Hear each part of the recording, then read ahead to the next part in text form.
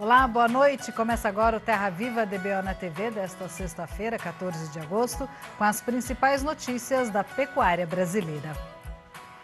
Em julho, o agronegócio representou mais da metade de tudo que foi exportado pelo Brasil.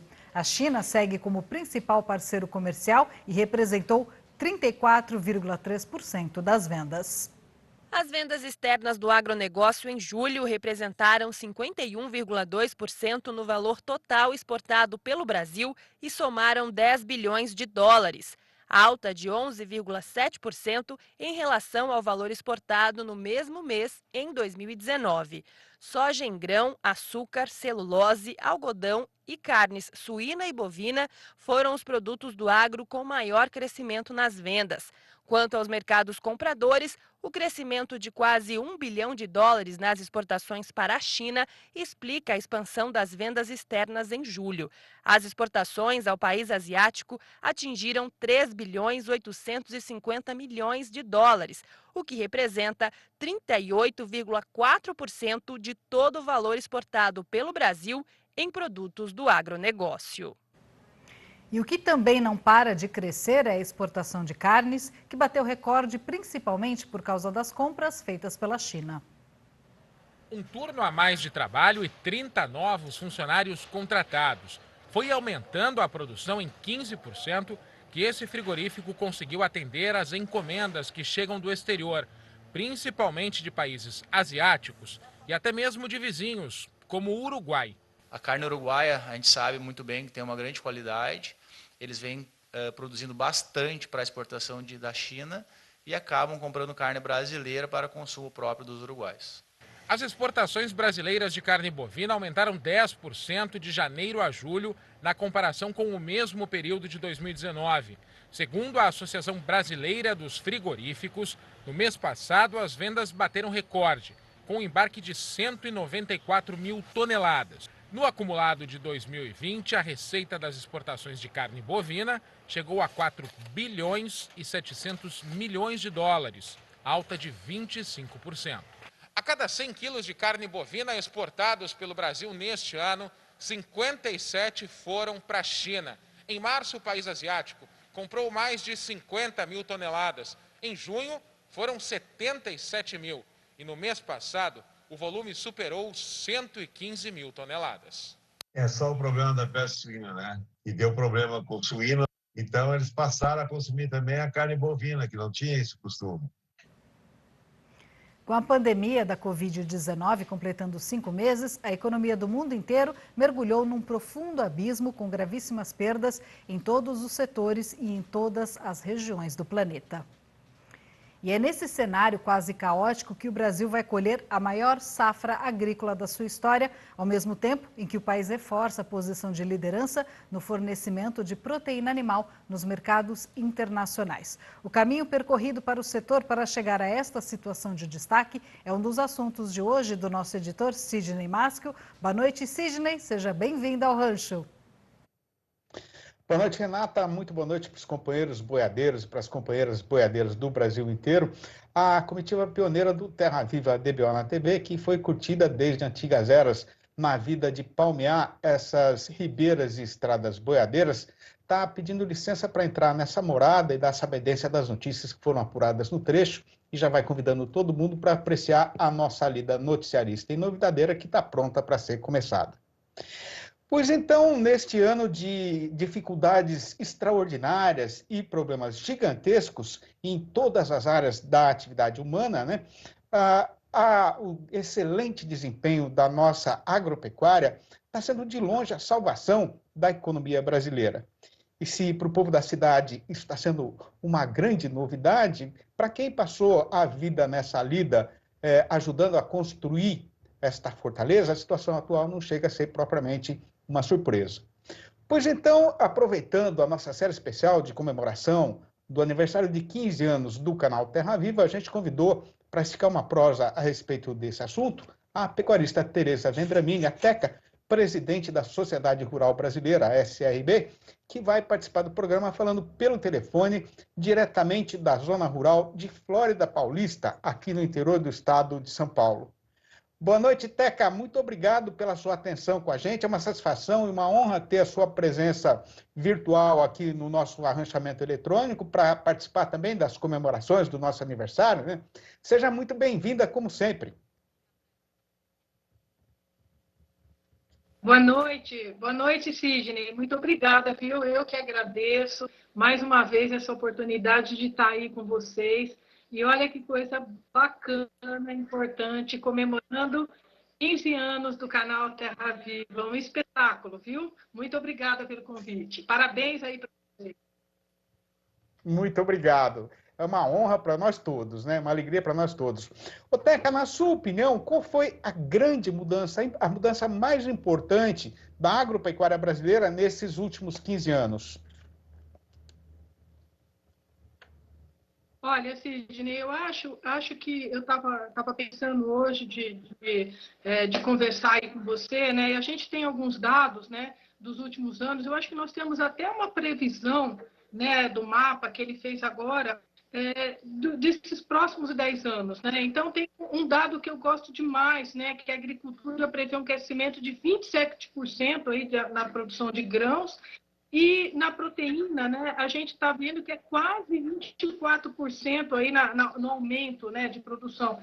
Então, é um Brasil que está crescendo muito, é um Brasil que tá caminhando aí. Eu estava ouvindo vocês falarem agora no programa, esses números, são um espetáculo mesmo o que está acontecendo aqui. Olha, falar dos últimos anos aí, das mudanças mais importantes aí na agropecuária, eu acho que foram algumas coisas assim. Nós não podemos esquecer o plantio direto, que eu acho que foi uma coisa muito importante aí para a gente. Hoje em dia, nós temos uma agricultura que tem 3 safras, né, praticamente, esse Brasil aí que produz muito. Eu vejo uma introdução de muita tecnologia, Sidney, sabe? E uma preocupação, assim, muito sustentável.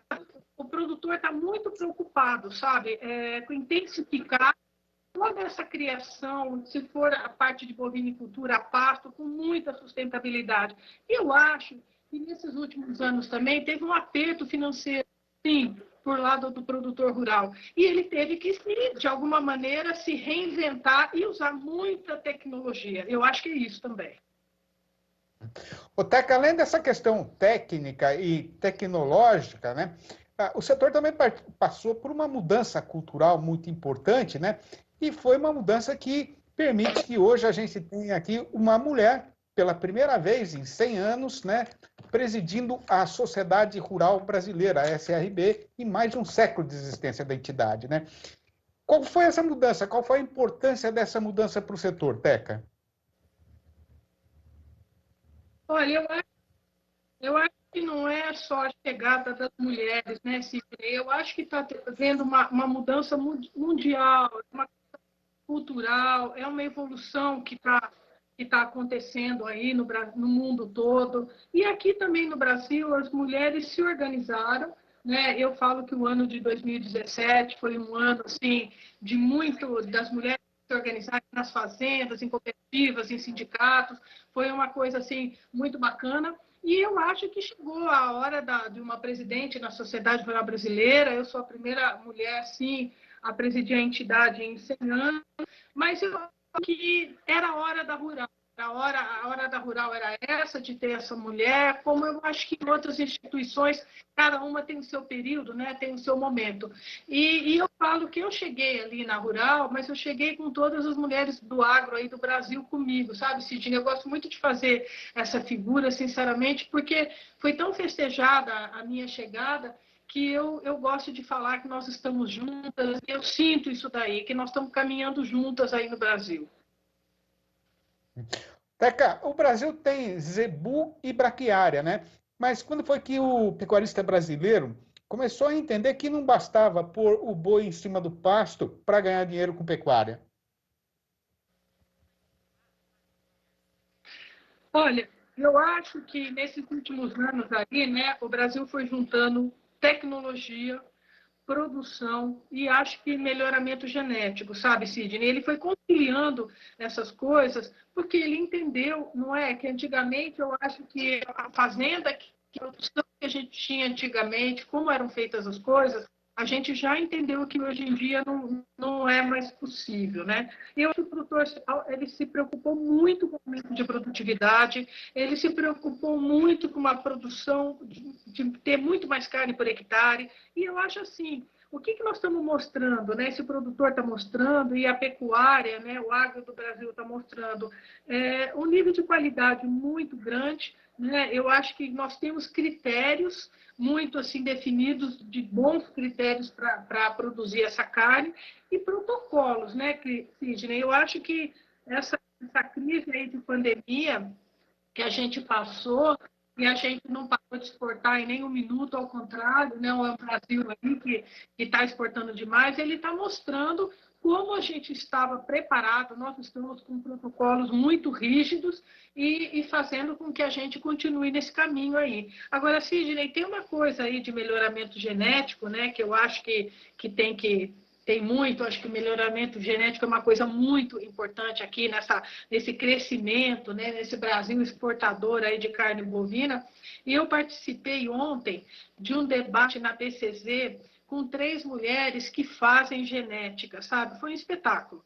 Então, estava a Lilica, né, do Nelore do Golias, estava a Cissa, né, do Calunga, e a Cláudia Junqueira, que é a marca dela, que é a Cláudia Junqueira. Sidney, um espetáculo, a gente vê essas mulheres falando, essas mulheres que trabalham com genética há muitos anos, dando um show aí no Brasil. Eu acho que é isso daí que está acontecendo.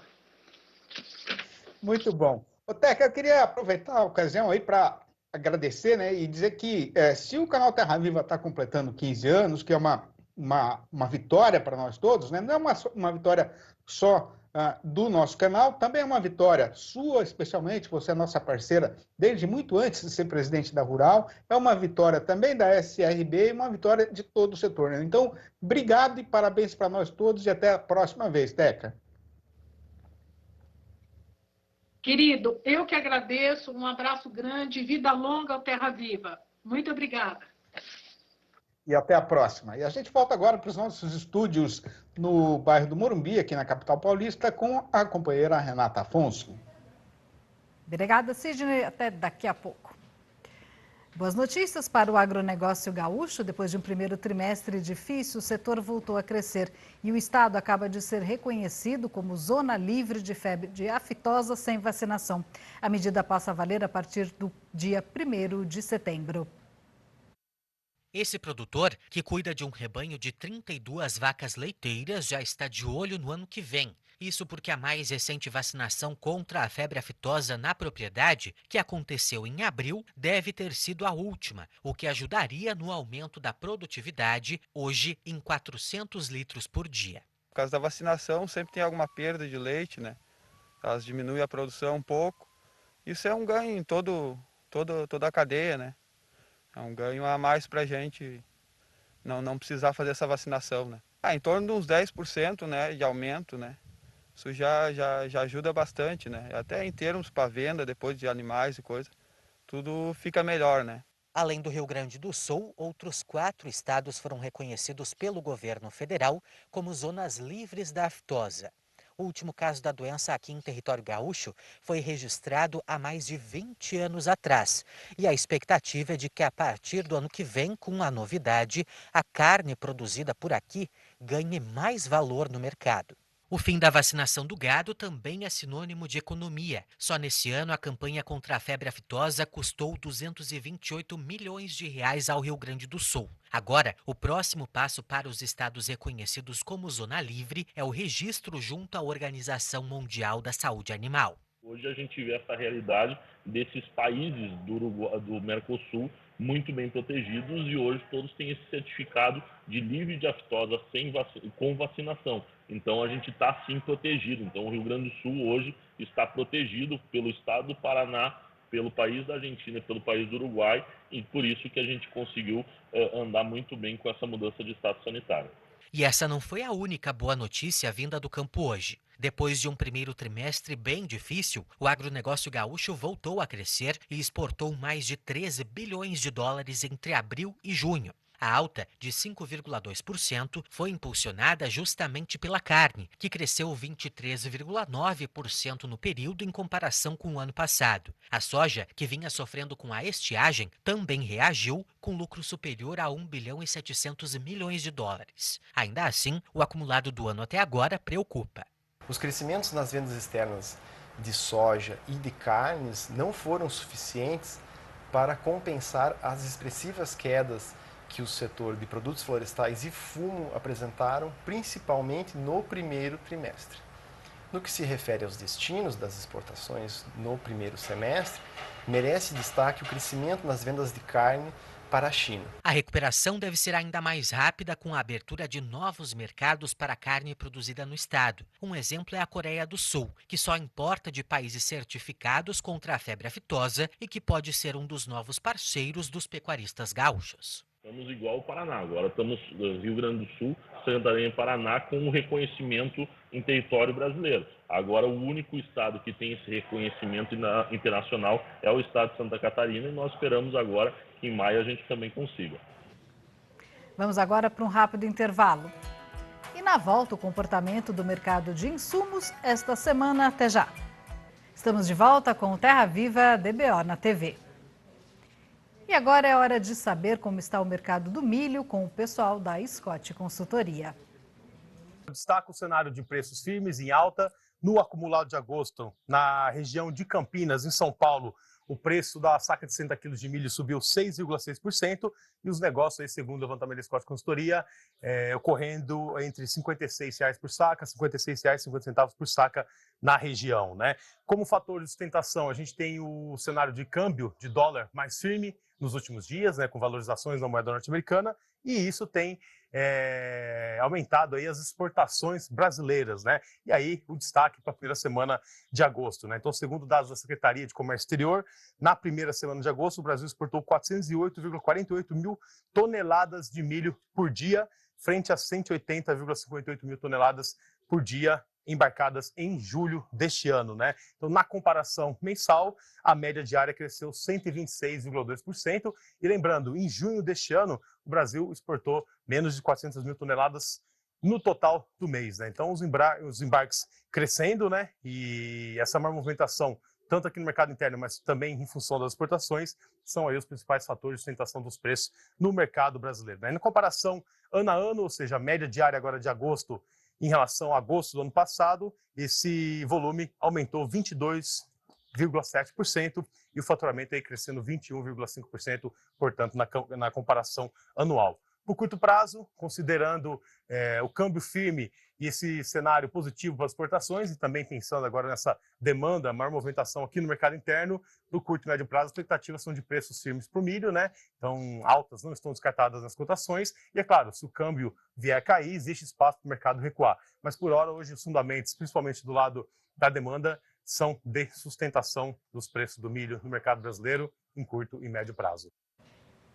E voltamos a conversar com o editor Sidney Maschio para saber como ficou o fechamento do mercado do boi gordo nessa sexta-feira em todo o Brasil. Sidney, é com você. Renata, e com a metade da brideira de agosto tendo sido arrematada nesta sexta-feira, o que tem para ser contado é que, mais uma vez, neste mês, o mercado fez o gosto do companheiro boiadeiro e o carretão continuou embicado com firmeza no rumo da subida do estradão. Conforme a gente tem falado aqui de assim e outros também, e já faz tempo, a explicação completa para esta situação atual é a conjuminação da oferta de gado terminado, muito apertada no Brasil inteiro, com a demanda por carne razoável aqui no nosso próprio terreiro, mas simplesmente excelente no caso do setor exportador. Pois então, a questão agora é saber o que é que vai acontecer daqui para frente. E dessas coisas aí que eu acabei de falar, uma que a gente tem praticamente certeza de que não vai mudar quase nada, é justamente o apetite, a fome do comprador estrangeiro, especialmente a China, para a alegria dos frigoríficos brasileiros. A respeito do consumo aqui no nosso mercado doméstico, a previsão é de queda do movimento no balcão do açougue, porque nessas alturas do calendário, o trabalhador brasileiro do último salário só guardou uma doce recordação no coração.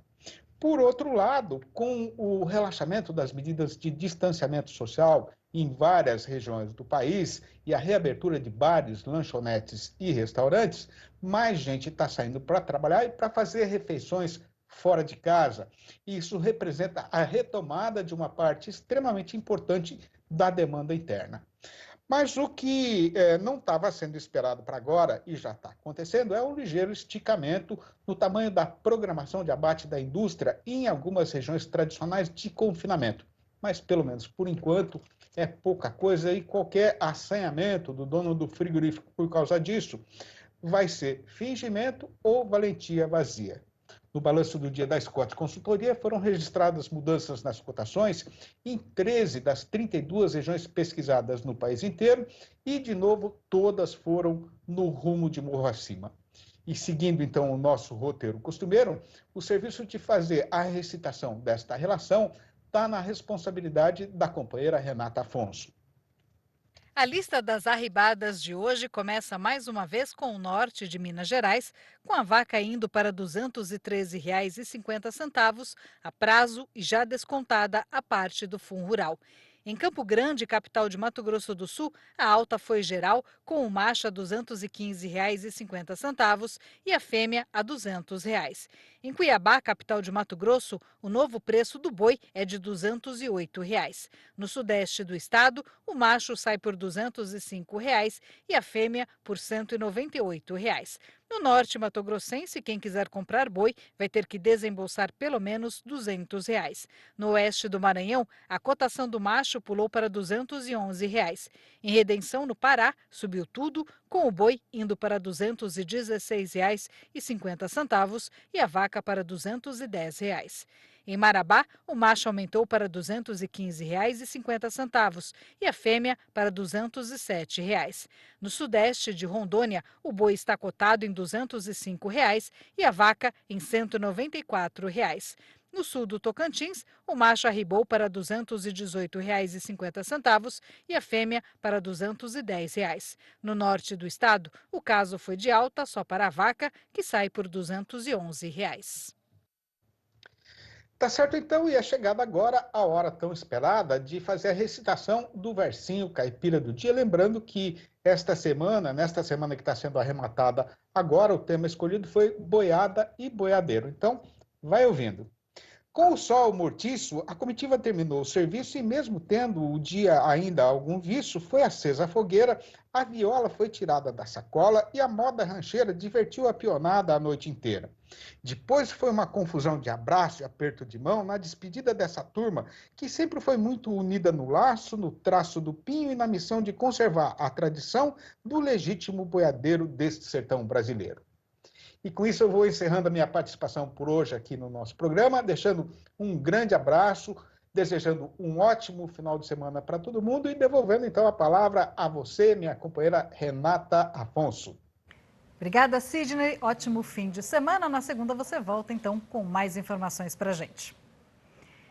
E o DBO de hoje fica por aqui. Obrigada pela sua companhia. Nós voltamos no domingo e na segunda-feira com a reprise desse programa às 6h30 da manhã e com um noticiário novo a partir das 7h45 da noite. Até lá.